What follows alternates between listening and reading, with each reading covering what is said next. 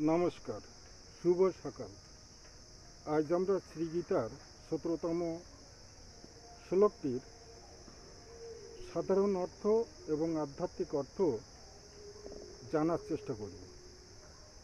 শ্লোকটিতে বলা হয়েছে, সেই কুন্তিপুত্র সেই সমস্ত সুহৃদগণকে রণাঙ্গনে উপস্থিত দেখে অতিশয় করুণাবিষ্ট ও বিষণ্ণ হয়ে বললেন।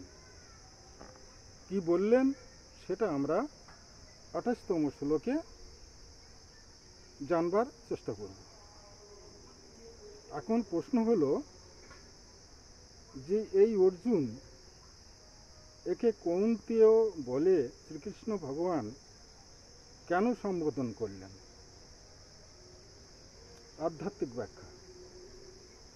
গুরু উপদিষ্ট হয়ে সাধক কৈবল্য স্থিতির জন্যে সাধন করতে গিয়ে সম্মুখে দেখতে পান যে বিষয়মুখী প্রবৃত্তির খেলা।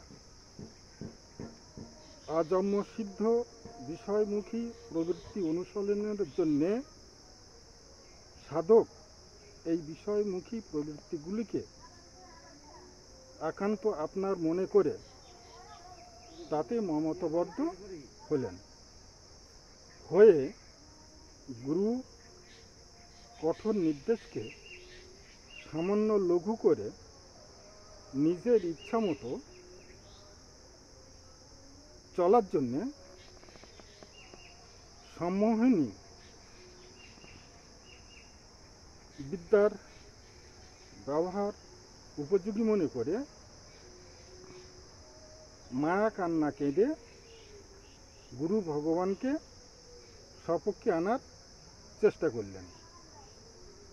সাধক এখানে ভাবছে যে আমি ভোগী হব, ভোগ করব, আমি যোগী হব, আমি সাধক হব, এই হলে আমার ভালো হয়।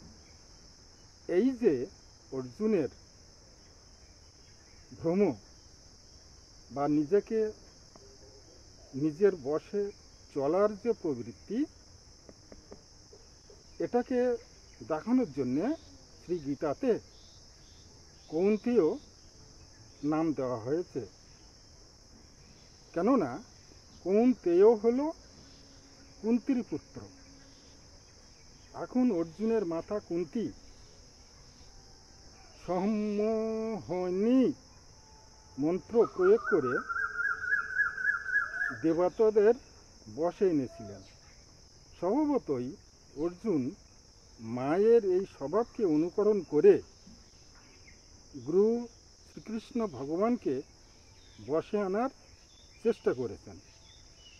গুরুর কঠোর নির্দেশ, অন্যদিকে বিষয় ভোগের যে মমত্ব,